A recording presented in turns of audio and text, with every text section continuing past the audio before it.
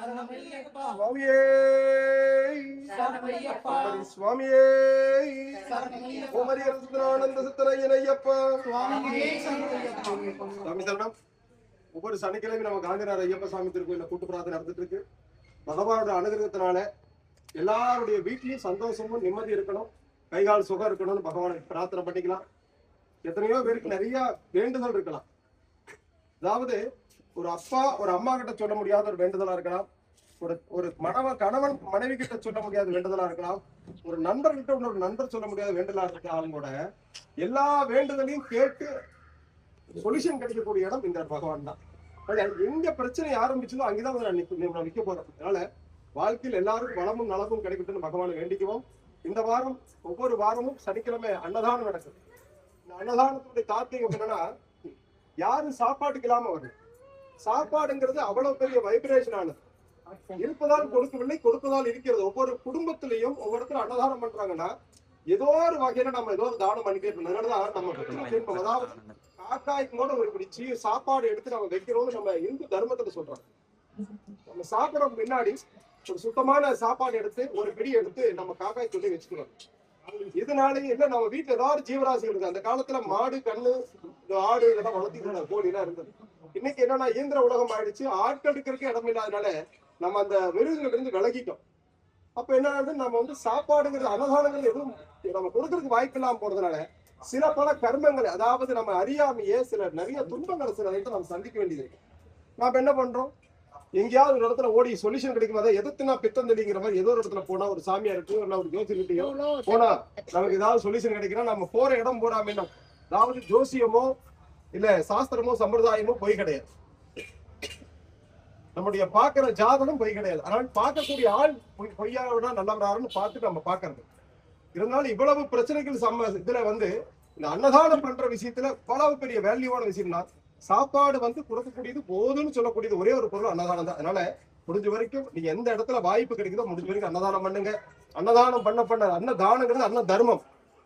அன்ன தர்மங்கிறது வாழ்க்கையில எந்த அளவுக்கு நீங்க அன்ன தர்மம் பண்றீங்களோ அந்த அளவுக்கு உங்களுக்கு கர்மம் தொலையும். அதனால முடிஞ்ச வரைக்கும் அன்னதானம் பண்ண. அதனாலதான் ஒவ்வொரு சனிக்கிழமை காந்திநாத ஐயப்ப சாமி திருக்கோவில்ல முடிஞ்ச அன்னதானம் பண்ணிட்டு இருக்கிறோம். இந்த அன்னதானம் யாரும் சாப்பாட்டுக்கு இல்லாம இல்லை, இது பிரசாதம், இது கடவுளுக்கு நைவேத்தியம் பண்ணினது. இதனால நிறைய கர்மங்கள் தொலையுதும். அதே மாதிரி பாத்தீங்கன்னா இங்க ஜாதி மத இனம் மொழி வேறுபாடு இல்லாம எல்லாரும் உட்கார்ந்து ஒரு பொறுமையை சாப்பிடக்கூடிய இடம் இதெல்லாம். ஏன்னா ஒரு காலத்துல 2020 இங்க அன்னதானம் ஆரம்பிக்கும் போது இந்த இடத்துலதான் நம்ம ஆரம்பிச்சோம், இங்கதான் செஞ்சோம், பொட்டின சாப்பாடை கட்டி வர்றவங்களுக்கு எல்லாத்துக்கும் தானம் பண்ணி கொடுத்தோம். அதுக்கப்புறம் தான் இந்த இடம் இந்த இடம் வந்ததுக்கு அப்புறம் இந்த இடம் வந்தது. இது ஒரு மிகப்பெரிய வைப்ரேஷன். நம்ம நிறைய சொல்லுவோம். ஒரு இடத்துல ஒரு சின்ன ஒரு சொற்பொழிவுல கேட்டுக்கிறேன். நம்ம பண்ற சமஸ்கிருத வேடுனாலேயோ இந்த இடத்துல இவ்வளவு தூரம் இந்த இடம் வளர்ந்ததுக்கு காரணம் இங்க பண்ற பூஜை புனஸ்காரங்களாலேயே கிடையாது, இவர் சொல்ற மந்திரங்களாலையும் கிடையாது. ஆனால் மிகப்பெரிய மந்திரம் இந்த இடத்துல ஒழிச்சுட்டே இருக்கு சனிக்கிழமை. இது என்ன மந்திரம்னா, மனசார வயிறார போதும் அப்படின்னு சொல்ற மந்திரம். என்ன கொடுத்தா போதும்னு சொல்லுவான்னா, இந்த சாப்பாடு கொடுக்கும் போது அவனுக்கு தகுதிக்கு மீறி சாப்பாடு இல்ல போதுங்க சந்தோஷங்க போதும் இதுக்கு மேல என்னால முடியாதுன்னு சொல்லக்கூடியது அவ்வளவு பெரிய வைப்ரேஷன் ஆனது, பல மந்திரங்களுக்கு மேலானது. அதனால அப்படிப்பட்ட ஒரு நிகழ்வு இந்த ஒவ்வொரு சனிக்கிழமையும் நடந்துட்டு இருக்கிறதுனாலதான் இந்த கோயில் வளர்ச்சி அடைஞ்சிட்டே இருக்குது. இந்த கோயிலெல்லாம் இடிச்சிருக்கிறோம். முன்னாடி இந்த கோயில் இன்னும் இந்த ஒரு 6-7 மாசத்துல 2 ஃப்ளோரா மேல நிக்க போது கொடிமரம் பிரதிஷ்டை பண்ண போறோம். நிறைய பக்தர்கள் சௌரியமா நல்லா சந்தோஷமா இன்னும் விசாலமா இந்த இடத்துல உட்காந்து பூஜை புரஸ்காரம் நடக்க போகுது. அதனால நீங்களும் பிரார்த்தனை பண்ணி உங்களால முடிச்ச உதவிகளை இந்த முன்மண்டப கட்டுமான பணிக்கு உங்களை திருப்பணிக்கு உங்களோட முடிச்ச உதவியும் செய்யும். ராமருக்கு அணில் உதவி இது போல, கிருஷ்ண பரமாத்மாவுக்கு குசேலன் உதவி இது போல. நீங்க வாங்குற, அதாவது நம்ம இப்படிப்பட்ட தர்ம காரியங்களுக்கு எல்லாம் கொடுக்கறது எப்படின்னா கடவுளுக்கே கடன் கொடுக்குற மாதிரி. மனுஷன் கடன் பட்டால் கூட திருப்பி தருவானான்னு தெரியாது. ஆனால் கடவுள் கண்டிப்பாக கடன் பட மாட்டான். நீ என்ன கொடுக்கறையோ அதை விட ஒரு எவ்வளவோ மடங்கு பெருசா உங்களுக்கு எப்படி கிடைக்குன்னா, இக்கட்டான சூழ்நிலையில உங்களுக்கு அந்த உதவி பேருதவியா உங்களுக்கு அமையும். அதனால உங்களால என்ன முடியுமோ உங்க தெரிஞ்சவங்கிட்ட சொல்லுங்க, உங்க நண்பர்கிட்ட சொல்லுங்க, உறவினர்கிட்ட சொல்லுங்க. ஒரு மூட்டை சிமெண்ட் கொடுத்தாலும் ஒரு செங்கல் கொடுத்தாலும் இங்க ஆத்மார்த்தமா ஏற்றுக்கொள்ளப்படும். அதனால உங்களுடைய உதவிகளை இங்க எதிர்பார்த்துட்டு இருக்கிறோம். ஏன்னா இன்னும் 6 மாசத்துல முடிக்கணும். இதெல்லாம் நீங்க எல்லாம் போய் சொல்லணும். அடுத்த பத்திரிகைலாம் அடிச்சுட்டு இருக்கிறாங்க.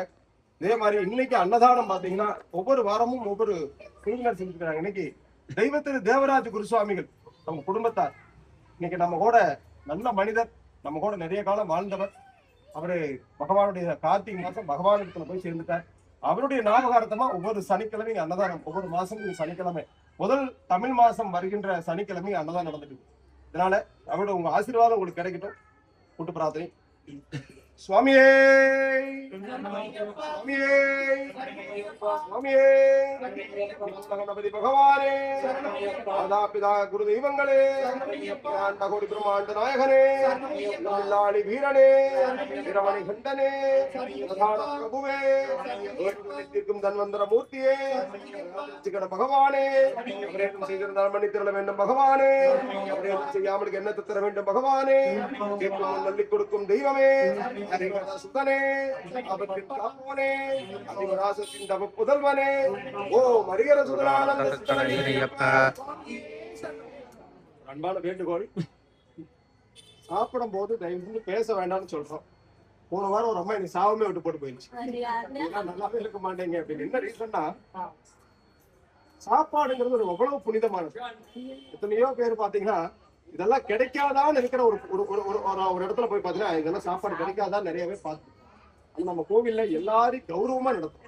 யாரையுமே வா போ அப்படின்னு உரிமையில யாரையும் பேசுறது. ஏன்னா கடவுள் இங்க மட்டும் இல்லை, சாப்பிடுறவங்க அத்தனை பேருமே கடவுள் தான் நாங்க நினைக்கிறோம். அதுல என்ன ஒரு சின்ன சூச்சம்னா, சாப்பிடும் போது பேசுனா சாப்பாட்டு மேல ஒரு கவனம் சரி. 5 நிமிஷத்துல சாப்பிட்டு முடிக்க வேண்டிய சாப்பாடை பேசிட்டே இருந்தோம்னா 15 நிமிஷம் கூட ஆயிடும்.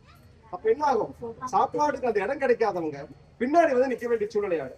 ஆனால் வந்த உடனே சாப்பாடை தொட்டு கும்பிட்டு, பரவாயில்ல இது எனக்கு நிறைய வியாதிகளுக்கு மறந்தாலும் இது எல்லோருக்கும் கிடைக்கும், இந்த நேரத்துல எனக்கு கொடுத்ததுக்கு ரொம்ப நன்றி, இனிமேல் எல்லாரும் கிடைக்கும்னு சொல்லிட்டு தான் சாப்பிடணும். இதுதான் தாத்வீகம். இந்த போஜன மந்திரம் சொல்லுவாங்க. போஜன மந்திரம் சொல்லும் போது போஜன மந்திரத்துடைய வார்த்தையுமே என்னன்னா, இது பகவத்கீதையில வருது இந்த போஜன மந்திரம். இந்த போஜன மந்திரத்தோட பாத்தீங்கன்னா சுகினோ பவந்தி, எல்லாருக்கும் உணவு கிடைக்கும். அதிதி போஜன பவா, எல்லாருக்கும் உணவு கிடைக்கும். சாப்பாடுங்கிறது அதாவது பசி பிணிங்கிறது ஒரு வியாதின்னு அர்த்தம். பசிங்கிறது ஒரு வியாதி. இந்த வியாதியை போக்கக்கூடிய ஒரு வல்லமை இந்த சாப்பாட்டுக்கு இருக்கு. அதனால என்னன்னா, இந்த சாப்பாடு தான் நம்மளுக்கு கடவுள். எத்தனையோ பேருக்கு உணவே கடவுள். சோறு முக்கியம்ங்க, அடிக்கடி சொல்லக்கூடிய வார்த்தை, உங்களுக்கு சோறு முக்கியம். இந்த சாப்பாட்டுல உட்காரும் போது தயவு செஞ்சு உங்க போன் பேசுறதாகட்டும், காலாட்டிட்டு சாப்பிடக்கூடாது. உங்க வயசுல பெரியவங்க எல்லாம், உங்க அப்பா அம்மா எல்லாம் சொல்லி கொடுத்துருப்பாங்க, காலாட்டிட்டு சாப்பிட்டா கால் மேலே அடிப்பாங்க. தோல்ல துண்டை போட்டு சாப்பிடக்கூடாது, தொப்பி போட்டு சாப்பிடக்கூடாது, செல்போன் பேசிட்டு சாப்பிடக்கூடாது, டிவி பார்த்து சாப்பிடக்கூடாது, கட்டில் உட்காந்து சாப்பிடக்கூடாது, சோபாவில் உட்காந்து சாப்பிடக்கூடாது. வயசானவங்க முடியாத பட்சத்தில் தான் டைனிங் டேபிள் உட்காந்து சாப்பிடணும். இப்படி கீழே உட்காந்து சம்மணங்கால் போட்டு சாப்பிடறதுனால சாப்பாட்டுக்கு உண்டான மரியாதை. இன்னொரு வந்து சயின்டிபிக் பிரகாரமா நம்முடைய ஆசனம், அதாவது உடம்பு வந்து என்ன ஏத்துக்கும் என்ன ஏத்துக்காது அளவான முறையில சாப்பிடுவோம். அதாவது பாதி வயிறு சாப்பாடு, கால் வயிறு தண்ணி, கால் வயிறு ஃப்ரீயா இருக்கணும். மூக்கு மட்டும் சாப்பிடக்கூடாதுன்னு சொல்லுவாங்க. அதனால அந்த வேடுக்கு தான் நம்ம சொல்றது. நேற்று போன வாரம் ஒரு அம்மா போன் பேசிட்டு இருந்தாங்கன்னு, போன் பேசக்கூடாது அவங்க பயங்கரமா எமோஷன் ஆகி, நீங்களாம் நாசமா போயிருவீங்க, என்ன சாப்பிட்டு போடுறீங்க, இந்த மாதிரி வார்த்தையில இல்ல. அதுக்கெல்லாம் கிடையாது. என்னன்னா, இதெல்லாம் எங்களுக்கெல்லாம் கர்மா மாதிரி. நாங்கெல்லாம் ஏதோ ஒரு வகையில சின்ன சின்ன தவறுகள் செய்தால் கடவுள் எப்படி தண்டனை இப்படித்தான். இது வந்து நான் ஐயப்ப கிட்ட அப்பே நான் வந்து கேட்டுட்டேன், பகவானே இது என்னன்னு தெரியல, நீ தப்பா பேசியிருந்தா மன்னிச்சுக்கோன்னு கடவுள்கிட்ட மன்னிப்பு கேட்டேன். இனி ஒரு வருத்தம், இந்த அம்மா திட்டிட்டு போனது கூட வருத்தமா தெரியல, சாப்பாடு போட்டுட்டு அந்த அம்மா சாப்பிடாம போயிடுச்சு, நல்லா வருத்தம். அதனால தயவு செய்து சொல்றேன், அன்பான வேண்டுகோளா, சாப்பிடும் போது தயவு செஞ்சு பேசாதீங்க. சாப்பாடு மட்டும் வீட்லயே அப்படித்தான், நீங்க செய்யும் போது முதல்ல சாப்பாடு ரசிச்சு சாப்பிடணும். அறுசுவை உணவுங்கிறது நாக்குக்கு தெரியும். அப்படின்னா பேசிட்டே சாப்பிட்டீங்கன்னா டேஸ்ட் தெரியாது. ஒரு வீட்டுல சம்சாரம் நல்லா செஞ்சு போட்டிருப்பாங்க, குடும்பத்தோடு உட்காந்து சாப்பிட்டு இருப்பாங்க, அம்மா சூப்பரா இருக்குன்னு ஒரு வாரத்தையும் கூட சொல்லணும். இந்த பேச்சுல மறந்துடுவேன். இன்னைக்கு என் ஒய்ஃபுக்கு வந்து நல்லா சாப்பாடு செஞ்சிருக்காங்க, அவள் வந்து இன்னைக்கு பாராட்டி ஒரு இம்ப்ரெஸ் பண்ணணும்னு நினைச்சிட்டு தான் உட்காரு. ஏதோ ஒரு விஷயத்துல நிறைய ப்ரெஷர் ஜாஸ்தி, ஏதாவது போன்லயோ அதுலயும் பேசிக்கிட்டா அந்த சின்ன வேடுதான், அம்மா சாப்பாடு சூப்பரமா அட்டகாசமா இருக்குன்னு சொன்னீங்கன்னா அந்த வீட்டுக்கார சமைச்ச அம்மாவுக்கு அவ்வளவு ஒரு சந்தோஷம், பெரிய ஒரு பொக்கே கொடுத்த மாதிரி. அது அந்த இதுல என்னன்னா, நம்ம எப்படி மறக்கிறோம்னா இப்படி பேசிட்டு இருக்கும்போது அது மறந்துடும். அதனாலதான் தயவு செஞ்சு பேசாதீங்கிறது. இன்னொரு நல்ல காரியம் இருக்குது, எக்காரணத்தை கொண்டு ஒரு பேருக்கு சாப்பாடு கூட மிச்சம் பண்ணாது. அது மிச்சம் பண்றது என்னன்னா, நீங்க பண்ற மிச்சம் பண்ற சாப்பாடு குப்பைக்கு தான் போகுது, வயிற்றுக்கு போறது குப்பைக்கு போக கூடாது. நான் முதல்ல சொல்லுவோம், விவசாயிகள் அங்கே விதைக்கிறதுல இருந்து சமைக்கிற வரைக்கும் கஷ்டப்பட்டு தான் சமைக்கிறோம், கஷ்டப்பட்டு விதைக்கிறோம், கஷ்டப்பட்டு சமைக்கிறோம். இது எல்லாம் போய் பக்தர்களுக்கு பரிமாறும் போது அதை நம்ம வந்து வேணுங்கிற அளவு சாப்பிடலாம், நிறைய சாப்பிடுங்க. ஆனா தயவு செஞ்சு வேஸ்ட் பண்ணிடாதீங்க. சாப்பாடு அன்னதானம் போறாங்க. கூட்டு பிரார்த்தனை. எண்ணியல் முடிதல் வேண்டும், நல்லவே எண்ணல் வேண்டும், திணிய நெஞ்சம் வேண்டும், தெளிந்த நல்ல அறிவு வேண்டும், பண்ணிய பாவம் எல்லாம் பரிதி முன் பணியை போட நன்னியனன் முன்னும் கண்ண சிந்தடல் வேண்டும். அண்ணாய் வேண்டுதல் கேட்டல் புரிதல் வேண்டும், மாறு இருக்கலாம் நன்பு செயல் வேண்டும், எப்பாரும் எப்பதமும் எங்கடமும் சென்றேன் திறப்புகளை ஏற்படல் வேண்டும், செப்பாதம் மேல் சுத்தகமார்க்கம் திகழ்ந்தோங்கரச்சு செலுத்தல் வேண்டும், தப்பேதும் நான் செய்யணும் நீ கொடுத்தல் வேண்டும், தலைவாணி பிரியாதனையும் வேண்டுமனே சுவாமியே பிரம்மாண்ட நாயகனே மரியர சுந்தரானந்த சித்தனையனையப்பா சுவாமியே சரணமையப்பா.